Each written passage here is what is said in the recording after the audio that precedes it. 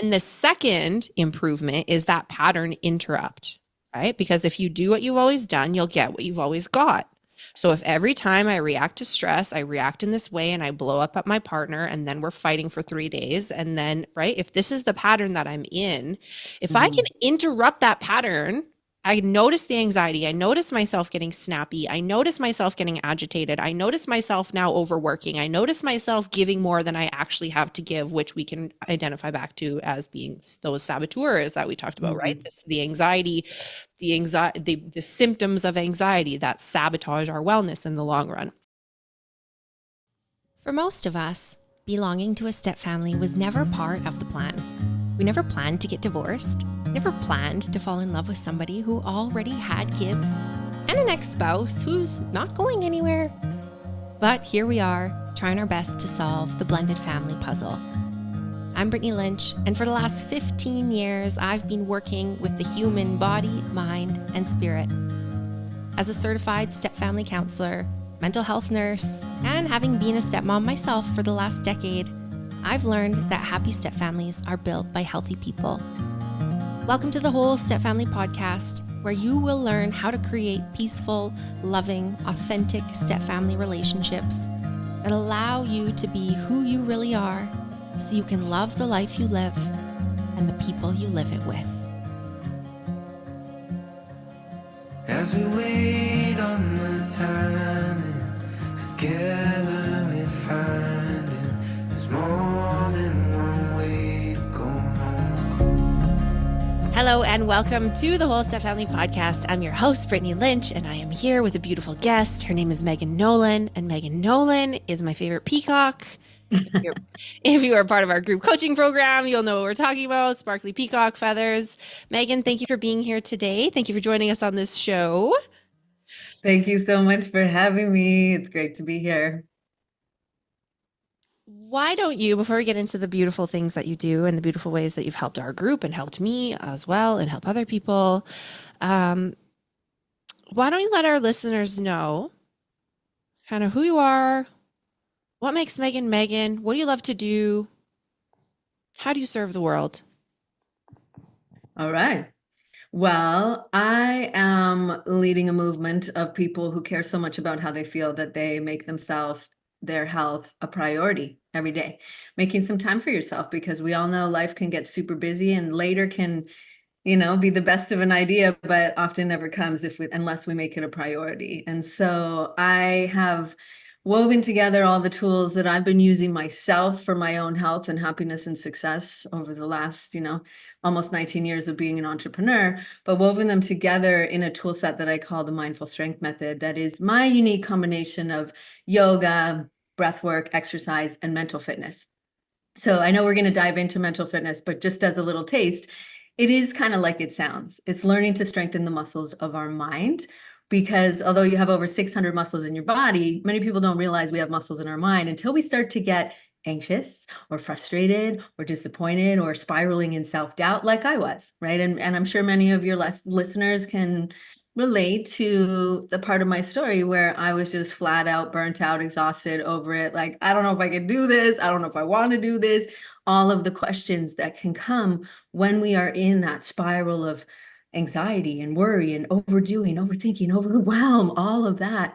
And so for me, that moment became, the proverbial line in the sand, but also that step forward into recognizing how powerful we are when we learn to harness the power of our mind, because otherwise our mind can literally take control and just run the show, right? And that's not often where we have the amazing success and being the beautiful, grounded mom, dad, step parent, whatever, because we tend to get kind of caught up in that spiral of thought and worry and questioning and all of that. So I'm excited to share some of that with your community today and to really explore that a little bit further.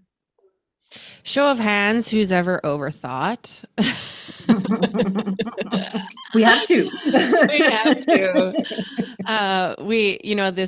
This concept of overthinking. Okay. So like the ways that we can lay awake at night and like try to imagine every possible permutation or combination of thing that could happen tomorrow or next week or next year or 10 years down the road, 10 years down the road. There is a character in our group coaching program in my curriculum that explains overthinking as if it is like a hamster on a wheel. Mhm. And our like mind hamster, we call her Gina. If you've ever heard us talk about Gina, Gina is our mind hamster, the overthinker. And she gets on her wheel and she spins whatever she needs to spin. And she gets us worked up into a big tizzy, into a big conundrum where we are, more anxious because of the things that we're thinking than because of what's actually going on in our lives. And you came into our group a couple of weeks ago to host an anxiety training for our community, for our group coaching clients in our Peace Love Stepmom program. And before we did this, you had us fill out this assessment, which was super fun because everybody loves to read about themselves and get to know themselves more. And I was so shocked by some of these symptoms of anxiety that I never in a million years would have attributed to being anxiety. And I think a lot of us, when we think of anxiety, we think of things like that feeling that we get in our bodies when it feels like our heart is going to jump out of our chest and our hands are shaking and our mouth is dry and we just like feel like we're, really squished inside and really contracted. But anxiety is actually so much bigger than these two things that we think about when we think about anxiety, when we think about overthinking or like the physical kind of clenched, constricted experience in our bodies. So can you enlighten us, kind of the way that I was enlightened when you came in and did our training for us? Can you enlighten us as to some other ways that somebody might know that anxiety is playing kind of a bigger role in their lives than they maybe imagined? And how does that tie into this mental fitness concept? Absolutely. So let's just back up just a little bit and we'll go back to the assessment that you mentioned. So what we're talking about is looking at the ways that we find ourselves getting into patterns that show up over and over, where we have these quote unquote challenges, where we get a bit frustrated with ourselves or we get in our heads like we were talking about. And so what we're really talking about are the 10 different ways that we can get tripped up by stress, anxiety, doubt, questioning, however it presents, right? And so some people will relate directly to the physical symptoms of anxiety that you just mentioned. Other people will kind of relate back to, being overwhelmed, being stressed out. And so one thing that, it presents as is we look at when we experience a stressful situation, how do you typically handle it? Are you someone who starts to consider all the worst case scenarios? Are you the person that's like, let me do it, I'll take action? Are you the person that is all, ooh, awkward conversation, I don't want to do this? Or if there's something that needs to get done, do you find yourself to be a perfectionist? So basically there's 10 different ways that this can present. And another one is, having that like feeling of, I want to figure this out. No, I don't want to think about my emotions. This is overwhelming. And so we always kind of take a look back at these different patterns in these ways that we tend to see ourselves showing up, that you maybe after a while start to realize like, wow, when I'm doing this action of overworking or pushing myself, like working really hard and trying to get more done and feel this, how am I feeling? And what we want to start to notice is when you're in that state of anxiety, what are you doing, right? Are you in the hamster wheel of Gina? Or are you being a perfectionist and trying to fix something and like making sure your kid's room is like super organized and you're freaking out if it's not that way? And so we want to look at what actions that we're taking in those moments when we notice that we're feeling anxious. We also want to look at the thoughts, like what is Gina saying? And so that's where we can start to get some clues on how this is presenting. Because what's happening, fundamentally is that you're experiencing stress in that moment, right? And so what's happening here at a deeper level is your brain is responding to this perceived stressful situation and it defaults back to these patterns that you learned as a little child. when you were young and you were modeled these behaviors in your family of origin, so maybe it was your mom and dad, maybe aunt, uncle, grandparents, whoever, right? Or the beautiful people that took care of you, they showed you how to handle a stressful situation through their actions. You started to learn what they were doing and you modeled it because you wanted to make sure that you were in the family of origin, you were taken care of, right? Because before the age of 7 and younger than that, we don't really, and we're not able to take care of ourselves. So we're very reliant on our caregivers. So we're modeled these types of behaviors. So for example, in my family, hard work is how we got things done. And we got a lot of love when we got our A's. And so for me, I became a very hyper achieving, quote unquote, hardworking person that wants to do it and wants to do it now. Like I want to do it yesterday so that I feel good that I did it, because once I've done it and achieved the goal, then yay. But if I don't achieve the goal, oh, no. Love is completely withheld, internally. Not that, in my family, there was a lot of love when I got the good grades, but it wasn't like a problematic situation, but I definitely felt like, oh, I disappointed everybody. So what we want to look back at is, and if you'd like to do the assessment that we were talking about, we'll have a gift at the end to help you to do that. So we want to start to look back at how you are showing up in these anxious or stressful situations and start to recognize the patterns that you see for yourself, because typically when we are seeing this anxious feeling inside of us, you're probably going to start to notice this consistency in what you're doing or what you're thinking about in that moment. So hopefully that makes sense, as tying the feeling and the behavior together. Yeah, no, that's fantastic. And I think it's really fascinating when we pull this into the ways that we show up in our homes and we look at the way that it came from, like what we learned when we were kids. Mm-hmm. So the examples, that are coming to mind that we see with our clients often is where stepmoms will come in and we kind of see things from a different vantage point. We see where our anxiety will tell us things need like tightening up, or things need more organization, or things need more structure. And there's an element of truth to this, where to run a family and a household functionally, there's a certain amount of like structure and order that needs to be created, or may benefit people to be created in that way, right? Every family is different, but usually some kind of structure or order is like a good thing to do.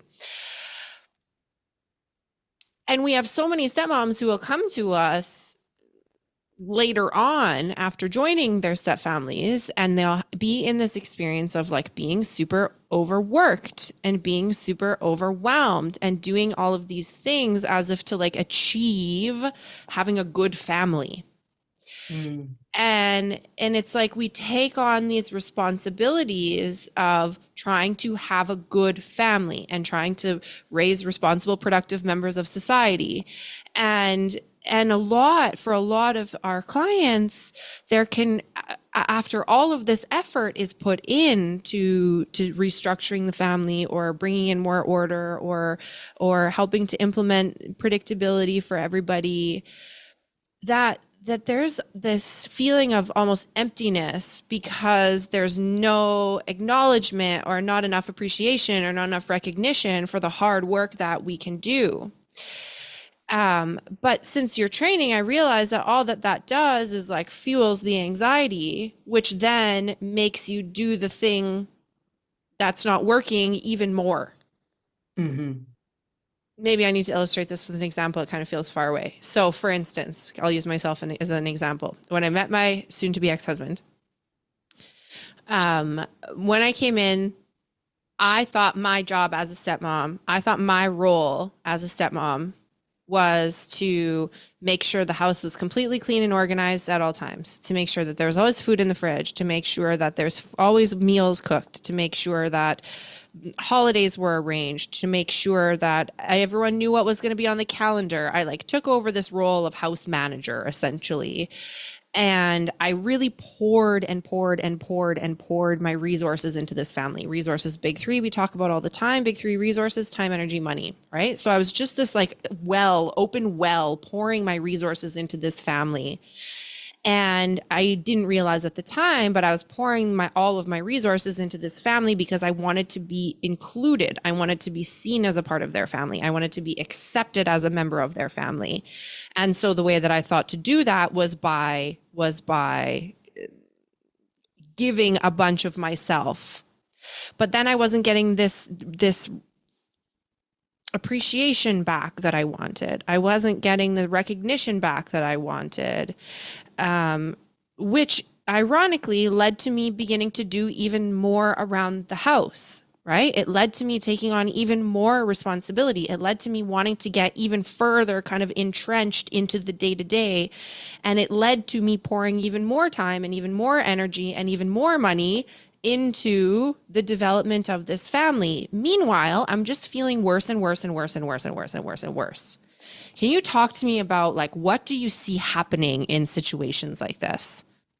Yeah, so that's a beautiful example. So what tends to happen is, based on the behaviors that were modeled as children and the way that we present, and we practice them so much that they kind of become part of our personality, is that what I'm hearing there is you are a giver. You have a beautiful heart and you want to give and you wanted to be part of that beautiful family. And so we're giving and giving and giving to the point where we are wanting to please, wanting to be part, wanting to, have it be strategic. And so if we get to the point where this beautiful gift, and maybe it's like you being generous and wanting to share, or maybe other people that, want to take action and, lead the family in a different way. This gift has been misused by that point of anxiety in our brain because it's a potentially stressful, novel situation, right? That's how our brain perceives stress, is something that's novel or unfamiliar. Is your brain is slightly stressed in that moment, so it defaults to this mechanism. So this gift that you have, this want to make everything right and smooth and easy, gets overused by these techniques and these patterns of self-sabotage that cause anxiety. So those 10 different ways that we self-sabotage, or these mechanisms that we learn to handle stress as children, have a gift in each one of them when they're used from that place of intention and purpose and, the wise inner self, if you will. And so what we want to look at is when we get to that point. So for example, that in the saboteur, the mental fitness framework, that's called the pleaser. So when the pleaser gets to the point where there's no boundaries and we're just overgiving, and many people, women especially, will associate with being a people pleaser, we can get to the point where we are starting to get a bit resentful and start to get a bit frustrated. I experienced that in my business as well. I felt like I was giving so much and I'm like, well, it's just pouring out the bottom. I don't even know what's happening. But yet we don't know how to handle it because that's how we handle things. And so we do more, like you said, right? And so we do more and more and more. And then we get to the point where we're like, what's the point of this? And you're just feeling more and more anxious because what's happening is that when we're experiencing stress and we're active in the part of our brain called the amygdala, all of the saboteurs, all of these different patterns and these habits are getting activated, but they're all run by one that we all have in common, which is the judge. And so the judge is deeper than the inner critic because the judge judges not only ourselves, why stop there? It judges the situation and it judges other people. Right. And so you've probably heard yourself judging if you're driving in traffic, you're trying to get somewhere and somebody cuts you off and you say something to the effect of, what? You don't know where your lane is? You don't know how to signal? Like something like that. Right. So we've all judged. And so what's happening is when we're experiencing stress and we're trying to handle it with these ways of, our behavior that we learned, we're trying to handle it. And then all of a sudden it's not working. So the judge is already on the scene. It's like, well, guess that's not working. Maybe we should try something else. Maybe we should do a little more. Maybe they don't even notice what you're doing. And so it's causing even more anxiety. So we're like, Gina is so perfect because it's that hamster wheel of like, what do? I don't know. I just keep going and keep trying, And so what happens is the judge recruits your number one pattern of self-sabotage. And maybe it's people pleasing. Maybe it's being a hyperachiever. Like, I'm going to be the best stepmom there ever was. And I'm going to do everything and give me all the gold stars, And so all of these patterns start to kick in. And before you know it, it's like this whole character, like collection of these behaviors that you're seeing yourself present with. But the whole time you're just feeling this like panicky anxiety on the inside. But what's happening is when we're under stress, we're more likely to engage in these handling or, self-sabotage behaviors. And they just feed our anxiety, right? Because we're not grounding ourselves. We're not slowing down. We're not coming back to the love and the intention behind it. And that's really what it takes, is to quiet the stress center of our brain. It takes these little mindful moments, like in your yoga practice, like doing power pauses, like just breathing, that you can teach yourself, first of all, but then also teach your little kids, when they're feeling anxious, to be able to shift our state. Quite literally, to come out of the noisy barrage of characters in our head that are causing us to feel this way because of what they're saying, because of the actions that we're taking. When we catch ourselves, and the indicator is the feeling, right? And so whenever you notice that panicky, tight anxiety feeling, like however it presents in your body, that's just the moment to put your hands on your body, breathe, talk to it like you would talk to your little one, to whatever degree. Some people aren't comfortable talking to themselves. Most people do it all day long, but whatever, there's stigma around that. Put your hands on your body and just talk to it. And, even give that pattern like you've done with the hamster and Gina, and just give that feeling of, oh, there's Penny the pleaser, you're back again, and give it a name, because we want to just recognize that it's a learned behavior. It's a coping mechanism. And some people will say that it's even a trauma response, and so it's like, we want to just look at it and love it, because we can't just like swat it away like a mosquito, because it's part of you and it's attempting to do its best to support you in a stressful situation. And so we want to take a moment to just hold that little version of you, and that learned this behavior however old you were, and just in that moment acknowledge it. Oh, there you are again. Okay, thank you for showing me this. And like, have a little chat with it, or not, or just say, oh, there it is again. Okay, back into my body, breathe, and do something that helps you to express some of that stress physically, so that you reset your mood and your focus. And then that will help you to literally come back to you, right? Just come back to this moment, come back to yourself. I think that's that's such a beautiful reminder. And really it's what we're looking for in these moments, isn't it? Like when I think about our culture of, women and men and people we're kind of in this cycle of like overdoing and burning out, and overdoing and burning out, and overdoing and burning out. And like you pointed out, when we look at the intention, this comes from like a good place, right? Like when we look at the intention behind why we're overgiving or overworking, or the hamster is on the wheel, and we respond to that in a way that's not necessarily going to improve what we're doing. Maybe we'll make it worse, but the intention behind that is to make things better, right? The intention behind what we're doing is to create a life for everyone else and for ourselves where things feel better. And why do we do that? We do that because we want to experience what it's like to be in the presence of love. We do that because we want to experience what it's like to be in the presence of like community and connection. And so we learned as kids, like, oh, well, like you said, if I get good grades, right, then I will be in the presence of love and connection. So if I want to be in the presence of love and connection, all I need to do is work harder and achieve more. Or if I want to be in the presence of love and connection, then I just need to make sure that all my chores are done, right? Like we used to get praised for having all our chores done. And so these, I think for a lot of us, we haven't maybe clicked that thing together of recognizing at the core of everything that we do is really this yearning or this desire to be loved and seen and held and accepted for who we really are. And I think it's a really beautiful reminder, Megan, to that when we find ourselves in these states where Gina the hamster is on her wheel and your mind is going a million miles a second and your heart feels like it's going to jump out of your chest and your hands are shaking and you have this experience of anxiety, in addition to pausing because it makes sense to come back into our bodies and like ground and take a breather and feel better, it also makes sense because we are then offering ourselves the love that we are trying to get by demonstrating these behaviors. Absolutely. And you actually have gotten to one of the core tenets of mental fitness, is that in order to be able to respond to life's challenges in a positive way, from that sense of curiosity and empathy, is that what we're really looking to do is to cultivate that connection with our true self that is and always is deserving of love and presence and connection and everything that you just said. And so what we do inside mental fitness and we can learn to do now is that what we want to begin to cultivate is a relationship with that true knowing that you deserve that unconditionally. And yet we've had these conditions placed on us, and we create our own conditions based on what we've learned and what we see and the goals that we set for ourselves. And so we kind of place the carrot just outside of reach sometimes, right? And especially for those of us that are high achievers or that want to, go after the goal, and all of that is like, and we are conditioned for it as children in our educational system of, we only get the gold star if we reach a certain level, right? And even in video games and stuff.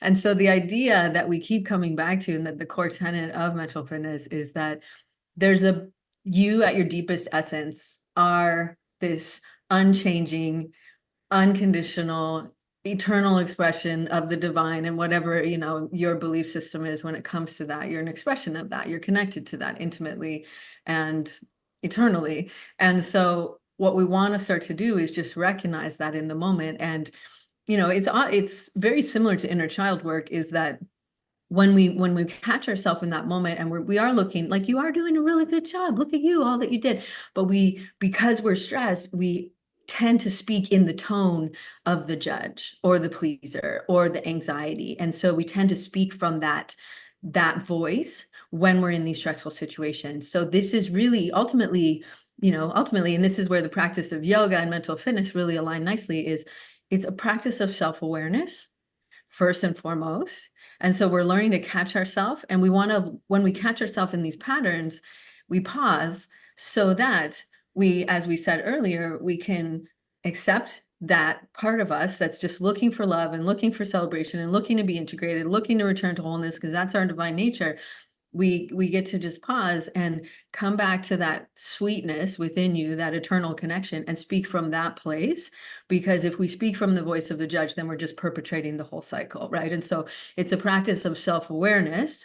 And then we look at it from a practice of self-acceptance. Like, this is just a self-protective mechanism of survival. This is how we're wired, but we want to make sure that we're becoming aware of it so we can shift it and be intentional with our behavior and our energy.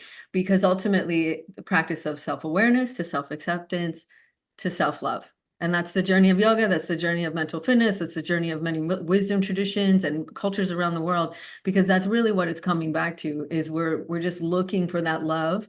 And, you've heard it on every meme on Instagram and we say it all the time, but it's like, it has to come from within first. And the most important voice is our own. And as much as we're looking for it externally, especially in a new family and as a stepmom or dad or parent or whatever, it's really, we want to make sure that we're anchored in it ourselves. And so that's where we can begin to cultivate one of the most challenging things for a lot of us, self-compassion.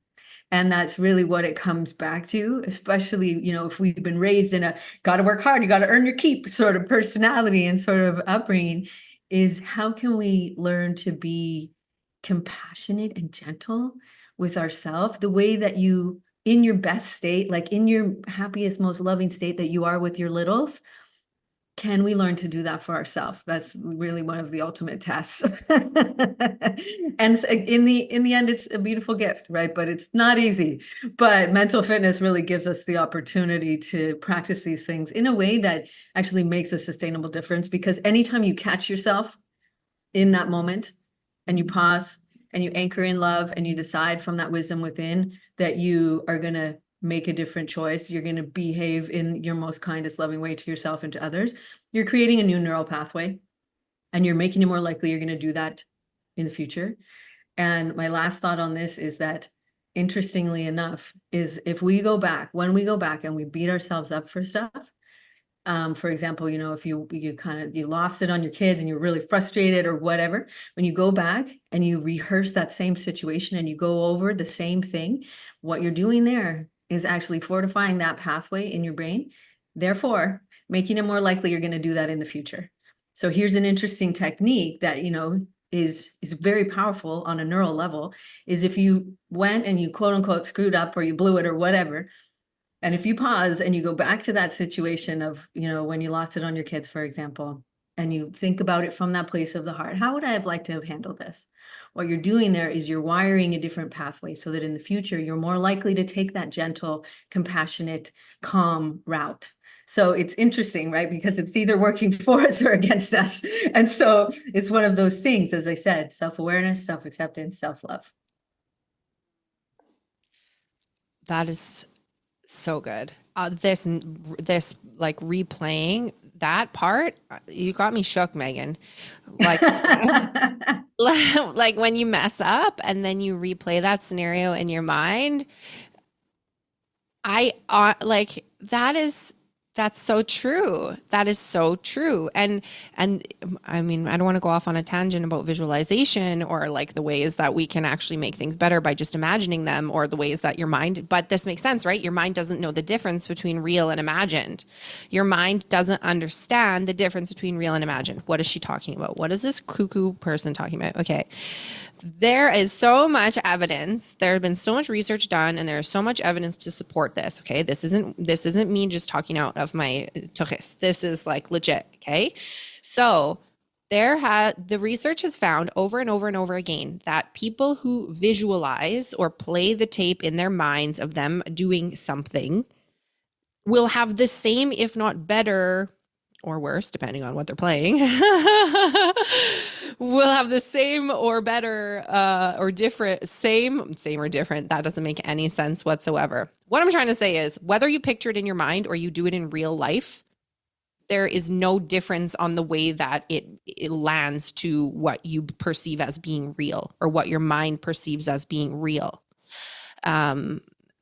There's a study that's coming to mind, and I talk about this one often, where researchers, took this group of basketball players, and they took a control group and their two test groups. And in their control group, they had these basketball players who were training to do free throws, to throw free throws. Okay. The control group didn't practice their free throws whatsoever. They shot their free throws at the beginning of the experiment, and then they shot their free throws at the end of the experiment. The first test group, they took that group, and those basketball players would show up at the court every day, and they would practice a certain number of free throws. Okay. And then the second test group, they wouldn't show up at the court and practice their free throws. They would just go in their minds and practice doing their free throws in their minds.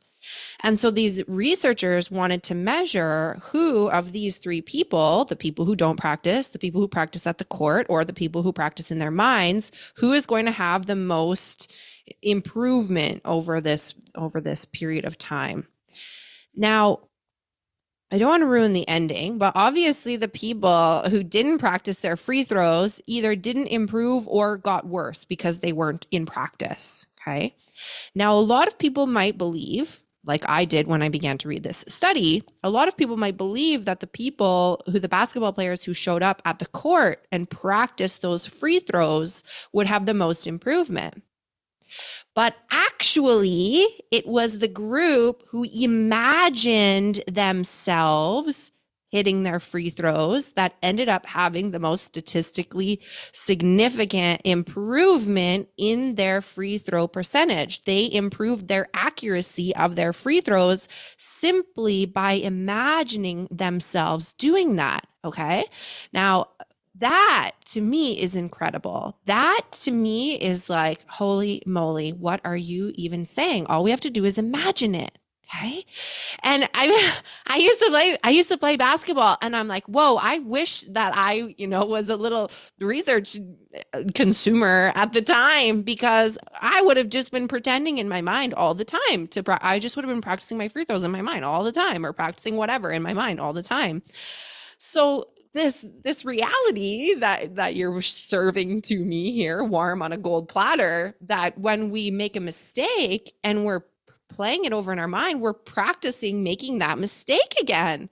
We are practicing our free throws of making that mistake, and we don't want to do that. We don't want to do that at all. So what I'm hearing you say is we just have to, what do we do? imagine ourselves doing the good thing, the thing we wish we would have done instead. Exactly. Because that's the thing with anxiety. And this is one of the saboteurs is hypervigilance. And that's the imagination of worst case scenario. And I don't know about you, but I'm really good at that. So there's me, like to use your analogy, imagining my free throws like this rather than towards the basket. I'm throwing them backwards. I'm like, oh, this is what's going to happen. Oh man, this is going to suck. And so like, that's how. And it's funny, we're both like, I'll just put my hand up because that's what I do all day long. I pretty much lay awake at night just doing that over and over, and it's like, oh, okay. Wow. Is it any wonder that the worst case scenario often, not always worst case, but it typically manifests in some form because we're like obsessing about it constantly. And so, yeah, to answer your question, what we want to do is when we catch ourselves going down that path, first, we catch ourselves. Right. And so that's the self-awareness. And that's one of the 3 muscles of mental fitness is just catching yourself in that trajectory, whether it's people pleasing or worst case scenarioing or whatever, we catch ourselves.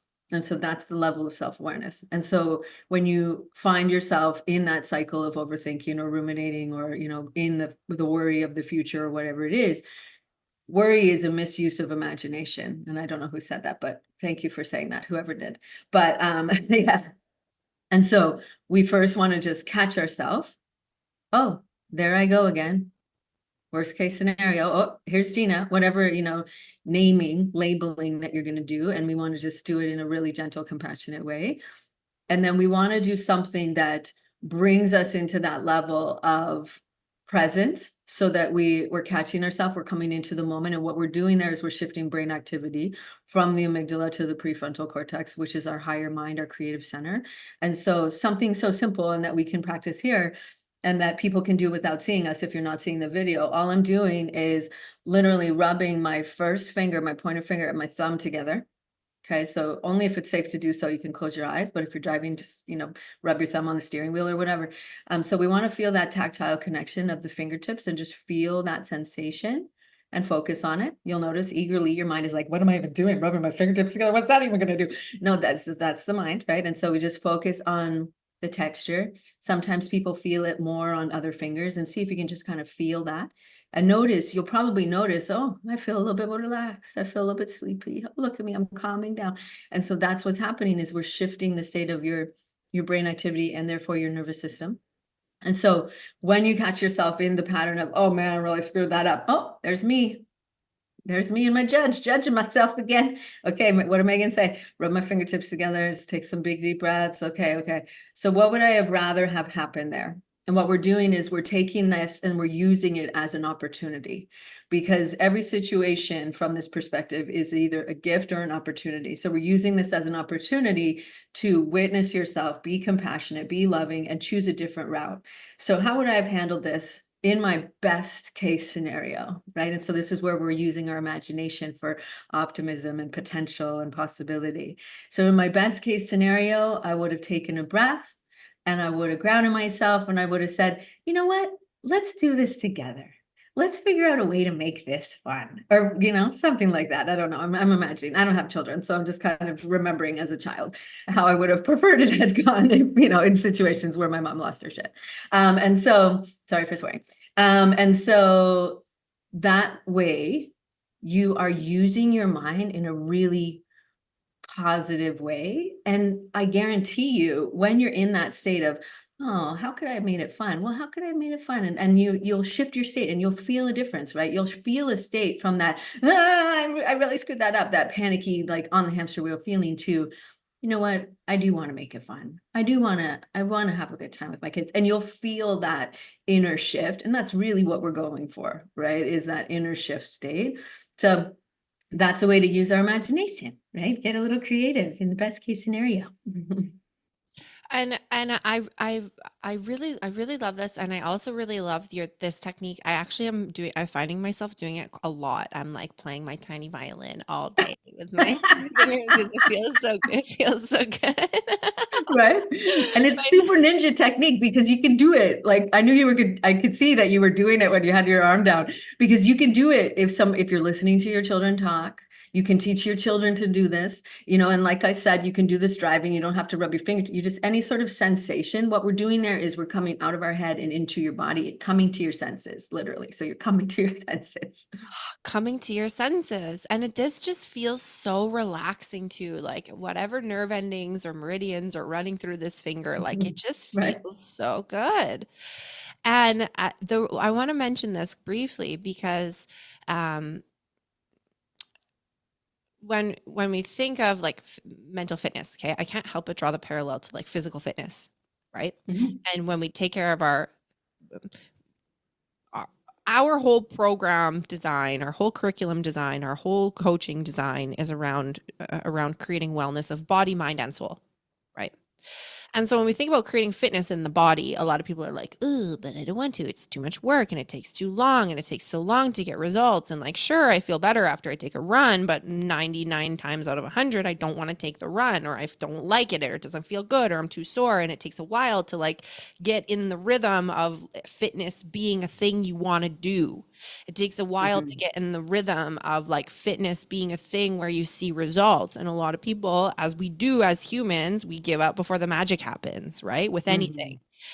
But what I particularly love about this mental fitness and the exercises and demonstrations that you have privileged us with thus far, is that, you know, I can play my tiny violin, i.e., rub my pointer finger and thumb pads together in this circular motion.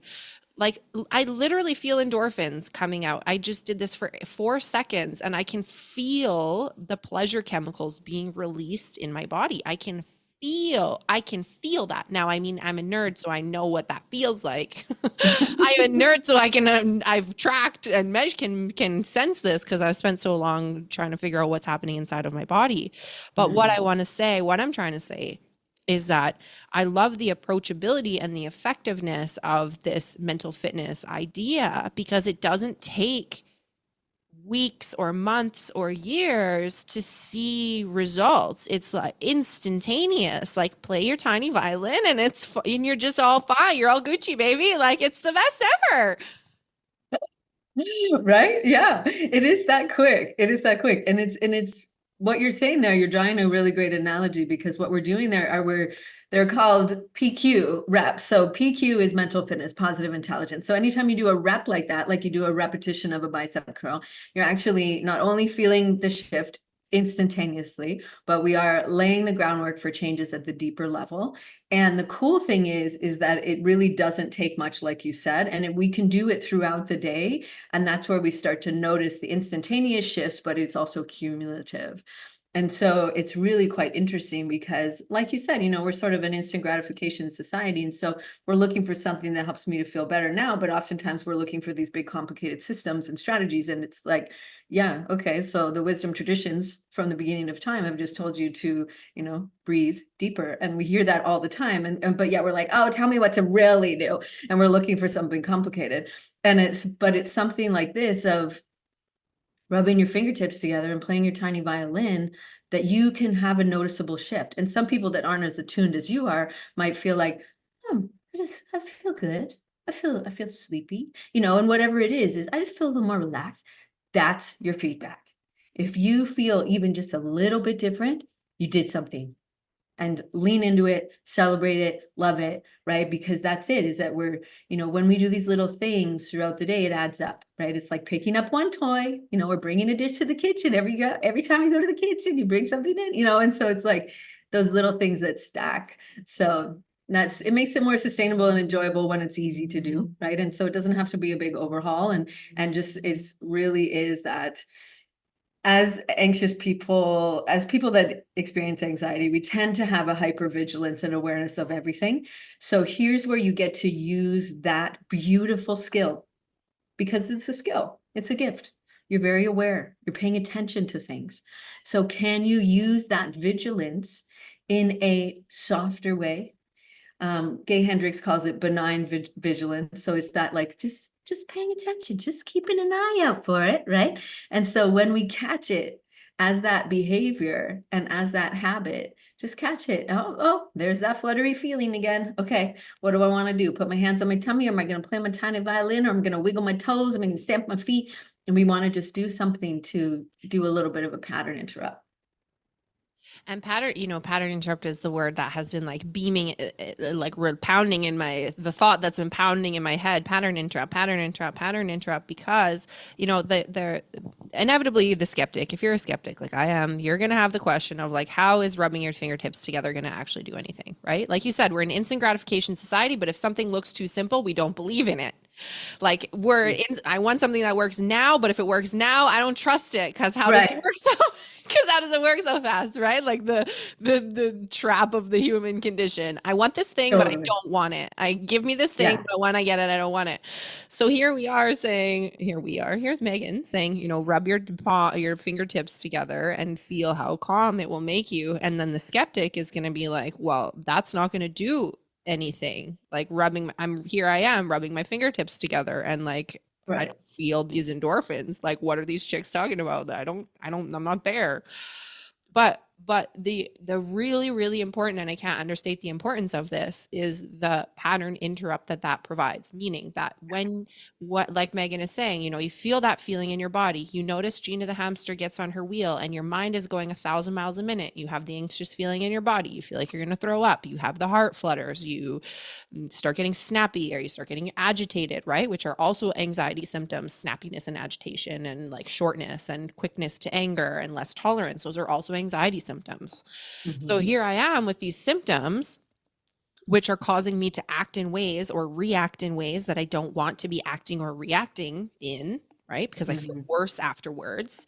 And now here are these crazy yogi chicks telling me to rub my fingers together and everything will be right in the world. And it's as much as it's, for me, like the way that I see it anyways, and I don't know, I'm not a doctor, so I don't know, but the way that I see it is that it's like it's short-term and long-term improvement. It's a twofold benefit to doing something like this and taking these power pauses and taking these, what did you say? PQ reps. Where one of the short-term is like the short-term gratification of whatever endorphins or brain chemicals are being released when you're doing it, right? And the second improvement is that pattern interrupt, right? Because if you do what you've always done, you'll get what you've always got. So if every time I react to stress, I react in this way and I blow up at my partner and then we're fighting for 3 days. And then, right, if this is the pattern that I'm in, if I can interrupt that pattern, I notice the anxiety. I notice myself getting snappy. I notice myself getting agitated. I notice myself now overworking. I notice myself giving more than I actually have to give, which we can identify back to as being those saboteurs that we talked about, right? The anxiety, the symptoms of anxiety that sabotage our wellness in the long run. If I can interrupt that pattern long enough with this little finger rub to know if I don't do something different, I'm going to fight with my partner and then we're going to be in a fight, right?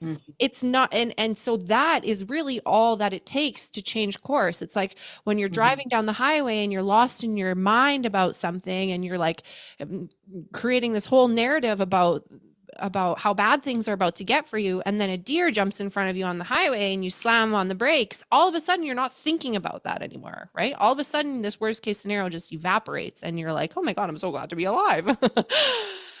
It's about doing what you need to do to not hit the deer.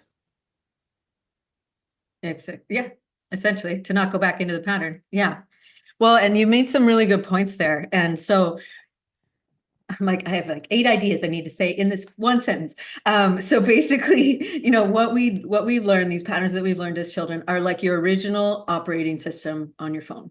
And now you get to decide, are we going to update the operating system or are we going to do that same pattern? Are we going to drive and we're going to just mindlessly have that same pattern? We're going to get triggered. We're going to fight with our partner for 3 days. We'll make up, we'll go back to the old ways and we'll do the same thing over and over. Or are we going to learn to catch ourselves and have that self-awareness and make these shifts? And so for those of us that are a little bit skeptical, AKA like to know what's actually happening and why this finger rubbing or whatever technique you want to do, if you're like, I am anxious right now and the thought of rubbing my fingertips together makes me want to feel like I'm going to have a panic attack, that's not enough for me right now. Then go shake your body, go dance, go do some yogas, go outside, go scream, whatever. Just do something that is the pattern interrupt, because here's what's happening at a fundamental level is when you stop whatever you're doing, you're literally taking command of your mind. You're coming back to the present moment. You're making that decision. Okay, how do I want to handle this? How do I want to speak to my partner? And you're making that decision, right? So what we're doing there is we're creating a new pathway in your brain, because everything about mental fitness is actually deeply rooted in neuroscience, performance psychology, positive psychology, and cognitive behavioral therapy, which are four very complex, highly regarded, highly respected fields of discipline and study with significant bodies of research. So what he's done is taken all of these incredibly complex systems and distilled them down to these 10 different ways we self-sabotage, 3 mental muscles, 5 powers of your sage that we've been speaking to inadvertently. But the most important one is to recognize that if we choose to look at it this way, everything is a gift or an opportunity. Either we get the lesson that we want, or no, the result we want, or the lesson that we needed, right? Our coach in common likes to say that all the time, but it's very PQ. And so it's when you catch yourself in that feeling of anxiety and you know you don't like it and it sucks and you hate what happens when you get spun out like that, is we get to pause, practice self-compassion, self-awareness, and play your tiny violin or do whatever it is, and then choose. You get to decide what you're going to do, how you're going to handle it. Because last thing I'll say is that when we are captivated by our saboteurs, or we get defaulted into these patterns that are caused by anxiety that cause us to react, there's a contagion effect in our brain because we have mirror neurons. Other people, if we are triggered, right? This is, to use words people are very familiar with. When we're triggered, do you notice how your partner can get really triggered really fast, right? Because what's happening is if we're in our amygdala and we're getting stressed, we trigger the saboteurs of the other person and they get reactive, then we get squawky, and then we get snippy, and then it blows up.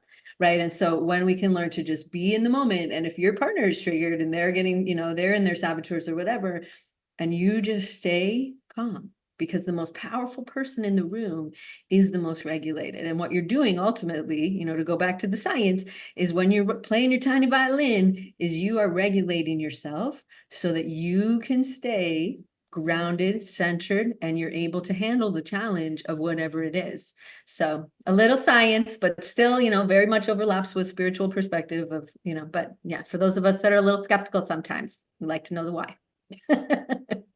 The most powerful person in the room is the most regulated. That is not even just $1 million statement. That is like a $10 zillion priceless piece of wisdom. And I want everyone to hear that and write that down and remember that. The most powerful person in the room is the most regulated. Okay. We're going to talk about this a lot. We do talk about this a lot. We are out of time for today's episode, so I'm not going to go off on a tangent. But that is extraordinarily important. And Megan, thank you for helping people to become the most regulated person in the room, i.e. the most powerful person in the room. Okay. Power, power, power. Sex, money, power. The things we Trifecta. Sex, money, power. It's what we all want, isn't it? Sex, money, power. It's what we're all after. So, yeah. Okay. I know that you have so much more to share and so many more experiences to share with people and so many more tiny violin tricks to help people with. If our listeners would like to stalk you on social media or find out more about what it is that you do, where are the best places that we can find you? Yes, for sure. Well, I'll tell you where you can come stalk me in a second, but first I have a gift for you. So you can go to giftfrommegan.com. And I have a 3-part mini audio training that goes a lot deeper into everything that we just shared here today, to go from anxious to amazing and silence the inner chatter in just 15 minutes a day. So you'll learn more about what we talked about. And it also gives you direct access to the assessment that we've been speaking to. It's totally free. The gift is free. The assessment is free, but it's literally going to be like it has been for both of us, one of those like, oh, I make so much more sense now. Everything makes more sense now once you understand those little patterns within yourself. So go to giftfrommegan.com and you can grab that audio training and then come and hang out with me on Instagram. So over on Instagram, it is I am Megan Nolan, and there's lots more fun stuff, little dancing Fridays, all sorts of fun stuff for you to be able to become the most regulated person in the room and the most powerful person in any room, right? And so that's, as we've said, is such a powerful gift to your own growth, your own evolution, your family, your kids, because you're going to be modeling this regulation, which, as you've learned, affects us later on in life, right? And so, yes, the gift that keeps on giving. The gift that keeps on giving. Thank you, Megan. We will be sure to make we'll make sure that we make sure that we make sure to make sure. Sure. Sure. Hey team, can we make sure? We will make sure to make sure that all of Megan's info is linked up in our show notes. So if you want to get that giftfrommegan.com, very clever. Giftfrommegan.com, very clever. Hit that up. Follow her on social. We'll link it up in the show notes.